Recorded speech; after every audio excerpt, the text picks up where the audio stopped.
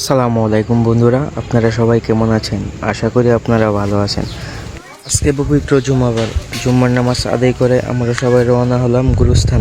সেখানে আমরা সবাই কবরবাসীদের জন্য দোয়া করলাম। দোয়া শেষে আমাদের কার্যক্রম ছিল, কিছুদিন পূর্বে আমাদের একজন দাদু মৃত্যুবরণ করেন।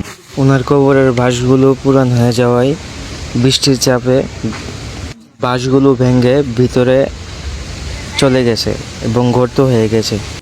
তো আমরা সবাই মাটি দিয়ে গর্তগুলো ভরাট করে দিলাম।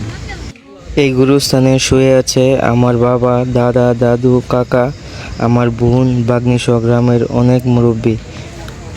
এই গুরুস্থানে যত কবরবাসী শুয়ে আছে, আল্লাহ যেন সবার কবরকে জান্নাতের বাগান করে দিক। আমাদের আত্মীয় স্বজন এবং কবরবাসীদের জন্য আমরা প্রতিনিয়ত দোয়া করব। কাছে আমরা সবসময় দোয়া চাইব, আল্লাহ যেন ওনার কাছে সবাইকে হেফাজতে রাখেন এবং আমরা যেন সবসময় আল্লাহর ইবাদত করতে পারি। আমিন।